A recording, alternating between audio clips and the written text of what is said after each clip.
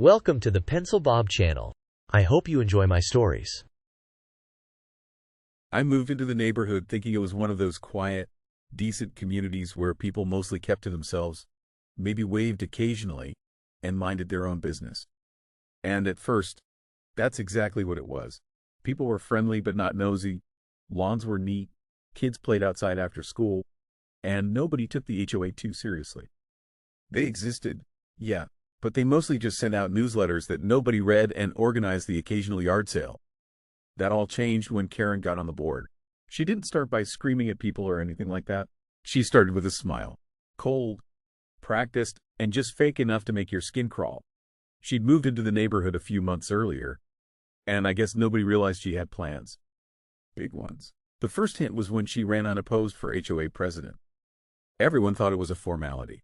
We figured she'd sit through some boring meetings and send out some emails. Instead, she started making changes. The first one sounded small, a request for everyone to re-register their pets. She said it was for safety reasons, which didn't really make sense, but most people didn't argue. That's when people started hearing rumors. She was putting together a rulebook overhaul.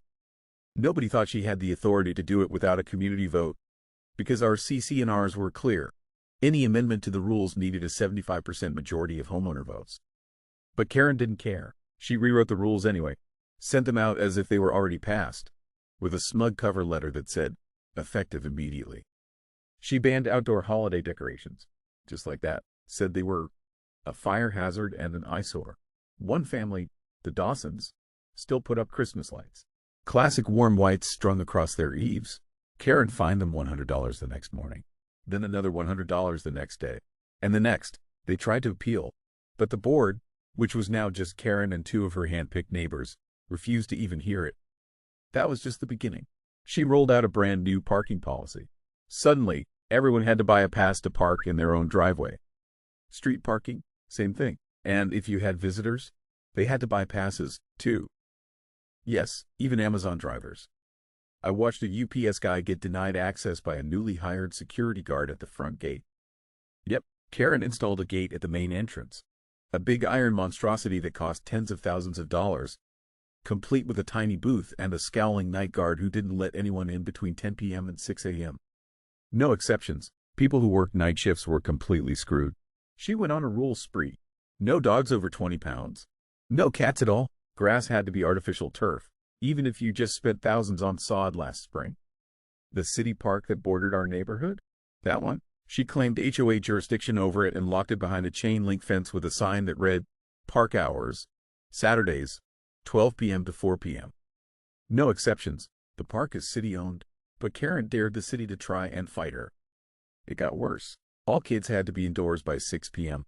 If she saw them playing outside past that, she wrote up fines. One poor mom got 3 violations in a week because her kids were still walking home from their after-school program when the clock struck 6. Then came the dues. They quadrupled overnight. Karen claimed it was necessary to fund security enhancements, legal reviews, and landscape upgrades. People were furious, but she didn't care. She said, if you don't like it, move. The HOA meetings turned into shouting matches. One guy, Mike, stood up and said, this isn't a neighborhood anymore. This is a prison with flower beds. Karen just smiled and said, the majority supports these measures. That was a lie, of course. But she didn't need the majority. She believed her own vote was enough. She started handing out violations in person. Not letters, not emails. She'd walk right up to people, clipboard in hand, and list off the rules they were breaking. I once watched her yell at an elderly couple for using a garden hose during a non-designated watering window, whatever that meant. They stared at her like she'd lost her mind. I recorded some of it on my phone. Karen caught me and tried to write up. Unauthorized surveillance of HOA operations, she said. I laughed in her face and told her I wasn't a member of the CIA. That earned me a $250 fine. But people were getting fed up, real fed up, the straw that broke everything wide open. It wasn't the gates, or the park, or the dog rules. It was when she ordered 3 families to rip out their real grass and install artificial turf within 30 days. One of those families had just put theirs in 3 weeks earlier. Karen told them to consider it a lesson in adaptability. That's when the lawsuits started.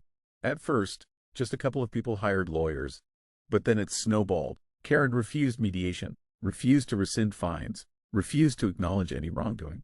She said, "I have full authority. It's in the bylaws." Someone stood up at the next HOA meeting and read the actual CC&R clause out loud. It stated clearly that any amendment needed a 75% vote. Karen just sat there, arms folded, and said, "You're misinterpreting it." A guy from down the street, Tom, I think, yelled, "Misinterpreting? Lady, it's written in English, not Morse code." Karen called security on him, and security came, escorted him out like he was some criminal. But the room didn't empty out after that. People stayed. And for once, they were talking to each other, sharing stories, taking notes. Someone suggested a petition. Someone else talked about electing a new board. Someone else, bless them, said, "We should just sue the hell out of her." And that was the spark. People started organizing, not just grumbling, not just complaining to their spouses. Real organizing. It started small, just a few of us quietly talking during dog walks, garage cleanups, or while hauling trash bins. Nobody wanted to speak too loud in case Karen or one of her flying monkeys overheard. You never knew who was on her side, and the last thing anyone wanted was a surprise fine for something like suspicious congregation. But the real rebellion kicked off one night when I was out walking my dog, Max. He's a mutt, about 30 pounds, so of course he was illegal under the new pet restrictions. Karen had already issued me 2 written warnings and a $200 fine. I was halfway through our loop around the block when I spotted Lauren and Mike standing by the mailboxes, whispering and looking around like they were casing the place. I walked up. No words, just a nod. Lauren handed me a folded sheet of paper. It was a photocopy of the original CC&Rs, with the section about board powers highlighted in orange. The last page had a handwritten note. "We meet Thursday, 8 p.m. Garage at 418 Maple." That was the beginning of everything. That Thursday night, 5 families showed up. Everyone parked around the block so it didn't look suspicious. We sat on folding chairs and coolers. Lauren had lemonade and a plate of stale cookies from a gas station. Mike brought the current list of Karen's violations and abuses, which was already 3 pages long. Deb had her laptop and a spreadsheet open, ready to log it all. Mike started things off. "We've been tiptoeing around this too long. Karen's operating like she's queen of the HOA, and we're all just letting it happen. This isn't petty anymore. This is control." "She thinks we're scared," Lauren added. "And we kind of are. That's the problem." Deb didn't look up. "Then we fix it. She violated the voting clause. We collect signatures. We notify the board of intent to remove her. It's a process." "She, the board," someone muttered. "Not if we organize." That night, we formed what we jokingly called the shadow board. Everyone took a section of the neighborhood. We made packets, original CC&Rs, a list of Karen's changes, instructions for signing the petition, and examples of fines that were completely made up. We printed them at work, after hours. We used clipboards. It felt like a campaign, only instead of voting someone in, we were trying to vote a tyrant out. I knocked on 20 doors the next day. 15 answered, 8 signed. The other 7? Too scared. A few whispered that Karen had threatened them, told them that challenging authority is itself a violation. One guy said she accused his teenage daughter of loitering on her own driveway. More stories poured in. One woman had been fined $75 for having excessive Halloween imagery. She had 2 fake pumpkins and a plastic ghost. Another family got hit with a $500 fine after their visiting cousin parked without a new sticker. We started tracking the fines. There were patterns. Karen was targeting the same families over and over. Newer homeowners, people with kids, anyone with a loud voice. Her friends? Nothing. Not a single violation. In fact, 2 of them still had real grass in their yards, and Karen didn't say a word. Then came the cameras. Out of nowhere, Karen had little dome security cameras installed on the clubhouse roof and at the gate. Nobody authorized it. No vote. No quote from vendors. Just suddenly there. When asked, she claimed it came out of the emergency fund, which she had apparently created without board approval. We'd never had an emergency fund before. Deb pulled financial records. Sort of. Karen had redacted half of them. "This isn't how HOA funds work," Deb said. "She's paying people under the table or cooking the books." Mike suggested we get a lawyer. Deb already had one. A friend of hers, retired, but still sharp. He offered to look at the documents for free. After 1 hour, he called it massive overreach, procedural violations, and misappropriation of funds. "You've got a case, but you'll need signatures." We doubled down, door to door, again. this time with affidavits. We recorded stories. Lauren started a group chat. I started an email chain. Mike got a neighbor to build a website. Simple, anonymous submission form for people to document their harassment. Then Karen retaliated. She called a special emergency board meeting on a Tuesday morning. Middle of a workday, obviously. Sent out notices 12 hours before. Half the neighborhood couldn't attend. For those who did show, she limited the room to 10 people due to fire safety concerns. I watched from the window. She stood at the podium like a dictator holding court, announced a special amendment that allowed the HOA president temporary emergency powers to suspend voting rights of any member under investigation. Then she announced that 12 homeowners were now under investigation. One of them was me. That night, I got a notice in my mailbox. You are being investigated for inciting unrest and distributing unauthorized documents. Cease activities immediately. I burned it in my fire pit. Lauren got something similar. Mike too. Then, a new round of fines. Pet violations. Grass issues. Failure to comply with gate security, whatever that meant. One woman was written up for verbal insolence. The next meeting we held had over 30 people crammed into my garage. We had folding chairs, coolers, lawn chairs, even some folks standing in the driveway. One neighbor brought a projector. Mike gave a full presentation with slides. This isn't about rules anymore. It's about power. Karen has weaponized the HOA against the community. People clapped, cheered, some cried. We had every reason to back down. Jobs, families, fear. But we didn't. If anything, the more outrageous Karen got, the stronger the resistance became. Then came the lawsuits. Deb's lawyer filed a civil suit on behalf of 6 homeowners. Another neighbor filed a complaint with the state housing board. Someone else called a local TV station. We had a reporter show up the next week, pretending to be a potential buyer. Karen gave them a tour. Told them, our HOA is strict, but that's what keeps property values high. The story ran 3 days later. Headline, HOA or Mini-Dictatorship. One community pushes back. It didn't name Karen directly, but the photos made it obvious. The comments section exploded. Karen held a press conference at the clubhouse, with her 2 silent board members behind her like hostages. She claimed the article was defamatory, and that she was considering legal action. She doubled down on the rules, added new fines, and declared the park officially closed to all residents except those who were in good standing. Whatever that meant. She posted laminated signs on the gates. This community will no longer tolerate noncompliance.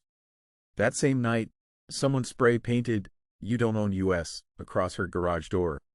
I didn't do it, but I smiled when I saw it. She installed more lights, more cameras. But we weren't intimidated. Every meeting we held had more people, more signatures, more affidavits. Deb kept building the legal case. Mike started recording every HOA interaction. Lauren began coordinating media contacts. We were running a full-blown operation now. Karen knew it, and she started cracking. She started patrolling the neighborhood in a golf cart, clipboard always in hand, barking at kids, filming people with her phone.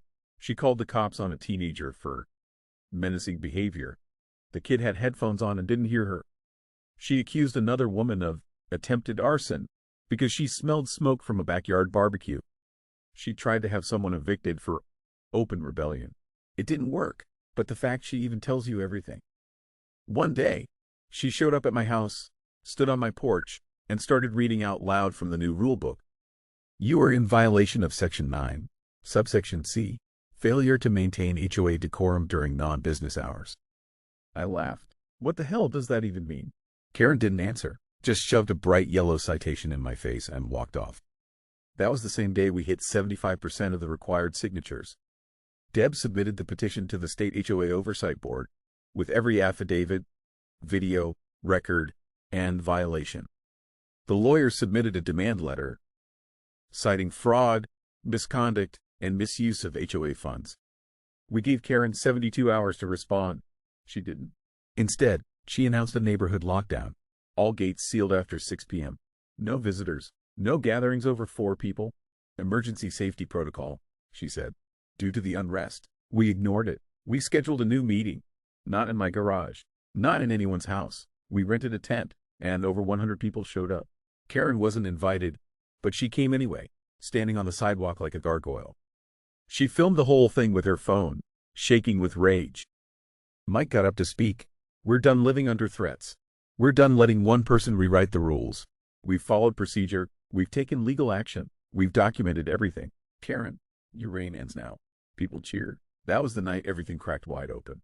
Karen tried one last power play, screaming that the entire meeting was invalid. She tried to shut down the neighborhood's Facebook group.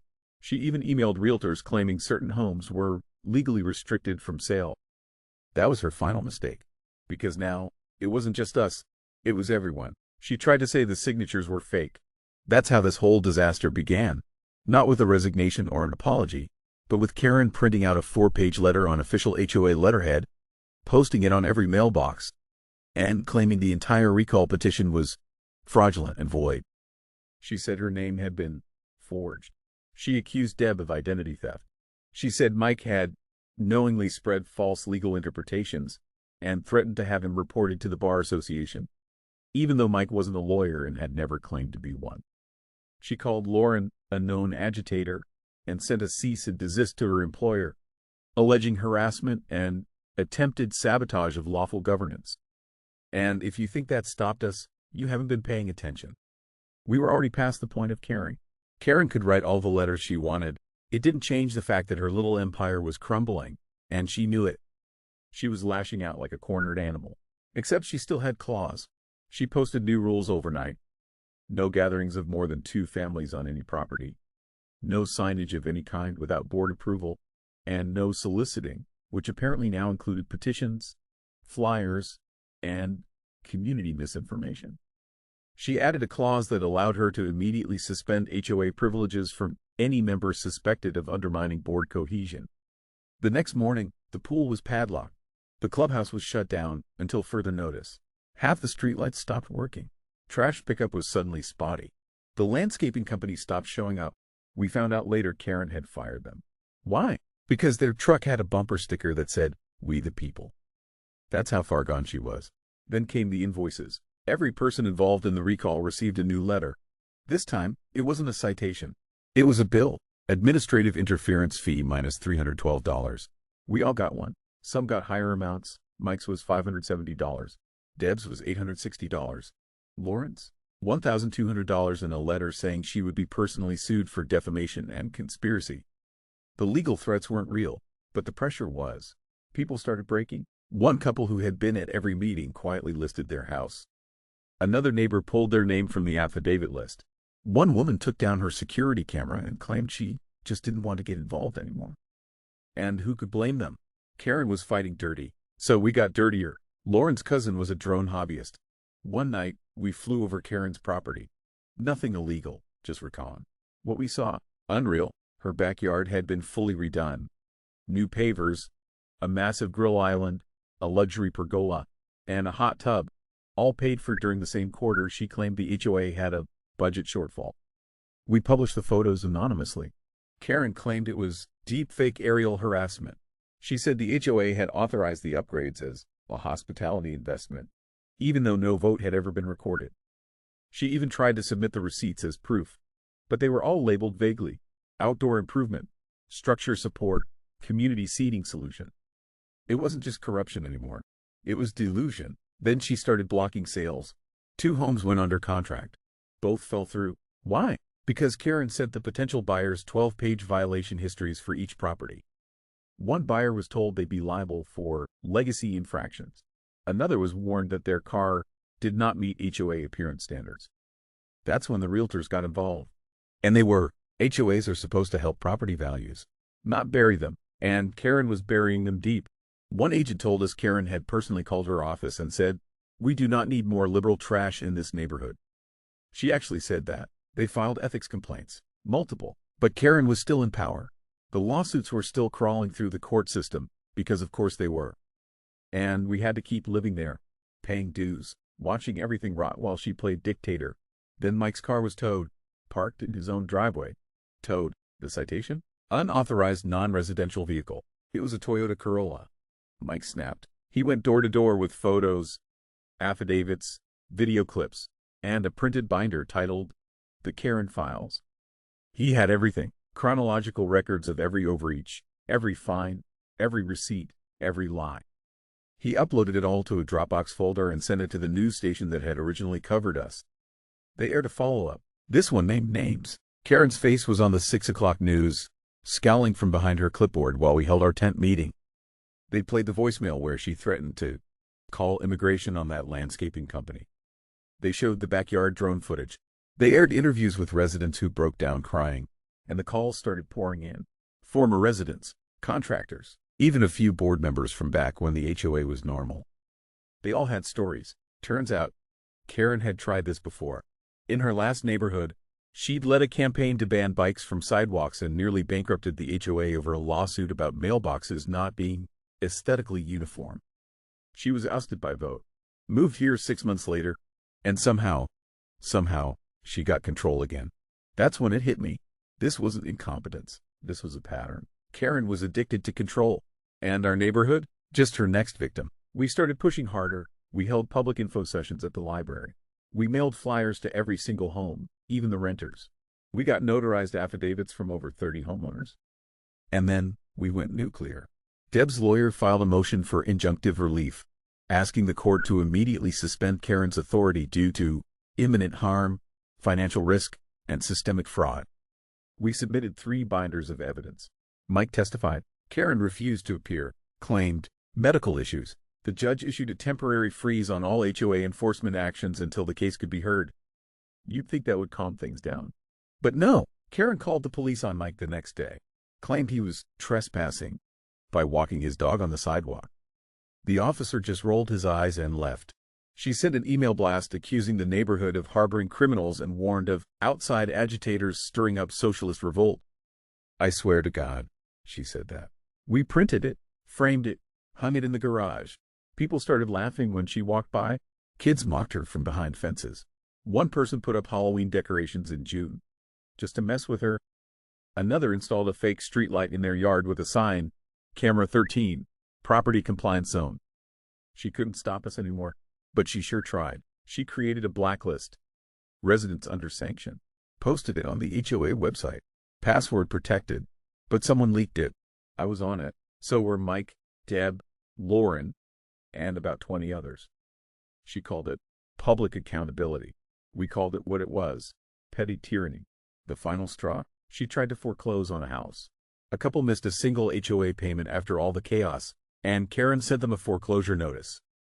Claimed it was legal under updated provisions nobody had voted on. That woke people up, even the ones who'd stayed silent. Even the ones who said, let's just ride this out. They realized if she could do that to one of us, she could do it to anyone. And she would. We demanded a special election. She ignored it. We sent certified letters. She refused to accept them. Then someone found her real Achilles heel. Turns out Karen had been using her position to get discounts from vendors. Landscaping, paving, pool services, all in exchange for exclusive HOA access. She had emails, texts, even an invoice marked for Karen, personal. Deb's lawyer forwarded everything to the state attorney general. They're still reviewing the case. But things got real quiet after that. No more newsletters, no more threats, no more patrols. Karen disappeared from view. People asked if she moved. Nope. She's still there. Just not talking, not coming out. Her lights are always off. Her mail piles up. The cameras are still running. But it's like she vanished. We didn't win. Not officially. Not yet. But something broke. Her grip. And even though the court case is still pending, even though the HOA hasn't been formally restructured, even though the money's still a mess and the clubhouse is still locked, we got our lives back. Kind of. Nobody trusts each other anymore. Every smile is cautious. Every barbecue comes with a whispered, is Karen still watching? The damage isn't gone. It's just quieter now. But we're not done. Not even close. The silence that followed Karen's retreat wasn't peace. It was fallout. Like after an explosion, when your ears are ringing and you're not sure if you're still in danger or just in shock. We walked our dogs, waved at each other from behind fences, mowed our lawns like normal. But everything was different. The neighborhood had this weird pulse to it now. Like it was watching itself. Waiting. And Karen? She still hadn't left. Her house sat there like a fortress. The blinds were always closed. No lights. No deliveries. No visitors. But her damn cameras still moved. We tested it. Walked by at night with flashlights. You'd see them swivel, tracking you. Quiet little threads mounted on stucco. Her mailbox overflowed. Somebody stuffed one of our fake newsletters in it, the one with the big headline. Karen's reign ends this fall, if you want it to. It was still sticking out a week later, half soaked by rain, edges curling like it was dissolving along with her power. But nobody touched her house. Not because we were scared, because we weren't stupid. She was still dangerous, still litigious, still the kind of person who would sue you for sidewalk shadows if she thought they crossed into her air rights. And that tension, it started eating people alive. One guy, Brian, moved out without saying goodbye. Packed a U-Haul at 5 in the morning. Just vanished. He left a note on his trash can that said, "Not worth it." That was it. Another woman started drinking in her garage with the door half shut. You could hear her ranting at no one about bylaws and fines and that witch. Her kid stopped showing up to the bus stop. And Mike, poor Mike, he got served. Karen filed a defamation suit against him. Not because she thought she'd win, but because she knew he couldn't afford to fight it. That was her last weapon, exhaustion. Financial, emotional, legal. She didn't need to be right. She just needed us to run out of steam. But what she didn't expect, we weren't done fighting. Deb's lawyer found a loophole. Apparently, Karen had filed the HOA's annual report late, and under state law, if a corporation fails to file on time 2 years in a row, it can be administratively dissolved. Technically, the HOA didn't exist. We double-checked, then triple-checked, and then we printed it. One copy for every mailbox. This HOA is legally defunct. Your dues are voluntary. It hit like a bomb. People stopped paying immediately. The auto deductions were canceled. The checks stopped. The so-called finance chair, aka Karen's lackey, posted a furious message on the Nextdoor page, demanding everyone honor their community obligations. He got ratioed into oblivion. The lawyer sent a cease and desist to Karen herself, declaring any attempt to collect dues would be considered fraud. We mailed a copy to every homeowner. Included screenshots, bolded the line about criminal liability. And for a week, nothing. No fines, no emails, no new rules, just stillness, until Karen finally snapped. She held a special emergency board meeting in her backyard.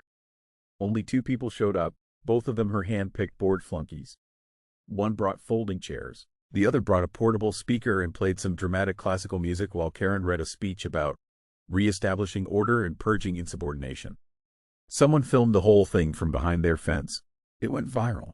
TikTok, Reddit, even Facebook, where the older neighbors passed it around like candy. The caption read, the comments were brutal. One said, another, even local news picked it up. Karen tried to issue a press release. It was 6 pages long and written in Comic Sans. She blamed woke ideology, domestic terrorists, and the suburban deep state. That was her final move. After that, silence. We found out later she'd been removed from her last 3 volunteer groups. PTA, library committee, even the neighborhood watch booted her. The lawsuit against Mike? Dropped. The HOA's bank account? Frozen. The landscaping service? Rehired at half the price. Bit by bit, the pieces started falling into place. But it didn't feel like a win, because by then, we were all different. The neighborhood wasn't a community anymore. It was a loose collection of survivors. We nodded at each other, but we didn't smile. We shared tips on mailbox locks and security cameras. We talked about bylaws the way normal people talk about the weather, just in case. And Karen? She never left. Her house still sits there, lights off, blinds down. Once in a while, someone sees her take out the trash at 2 a.m. or walking around the backyard muttering to herself. Always alone, always angry. We never got justice. Not really. The HOA was dissolved. But the damage was done. We still haven't reinstated it. Too scared someone like her would come along again. Too tired to rebuild it ourselves. And every now and then, a new neighbor moves in and says, wow, this is a really quiet neighborhood. And we just nod, smile politely. But inside, we're still waiting for the next Karen. Because there's always another one. I'm sorry, but installing a damn security gate and trying to enforce a kid curfew like it's 1984 is insane. Who the hell bans grass and makes up parking passes like she's running a private airport? The worst part is, these people just wanted to live their lives. And Karen turned it into a HOA-themed horror movie. This woman didn't want order. She wanted total domination with zero accountability. Absolute tyrant. This is exactly why HOAs are a disease. Because people like Karen treat a neighborhood like their personal fiefdom. She shouldn't just be removed from the board. She should be legally banned from ever opening her mouth at a community meeting again. She turned someone's sweet, retired grandmother into a villain for watering her damn lawn on a Tuesday. She tried to enforce a curfew on children like they were inmates in a juvenile facility. This wasn't about maintaining property values or keeping things orderly. It was about power. It was about punishing people for daring to live without her permission. Karen didn't care about rules. She cared about control. She saw every smiling neighbor as a potential enemy, every wind chime and porch light as an affront to her imaginary empire. And when she couldn't force compliance anymore, when people stood up to her clipboard tyranny, it all came crashing down. The lawsuits rolled in. Her smug confidence melted into pure desperation. And that iron grip, gone. All she had left was public embarrassment and a trail of neighbors who'll never forget what she put them through. Watching her fall apart was justice served ice cold. And honestly, it couldn't have happened to a more deserving tyrant. Every town has a Karen, but this one went pro. Reading this, I couldn't believe how deep the power trip went. She literally rewrote bylaws, fined people for having visitors, and created some dystopian toddler curfew. And then sat there smug like she was saving the neighborhood from what? Christmas lights? Cats? She's not a leader. She's a nightmare in orthopedic shoes. Glad her kingdom burned.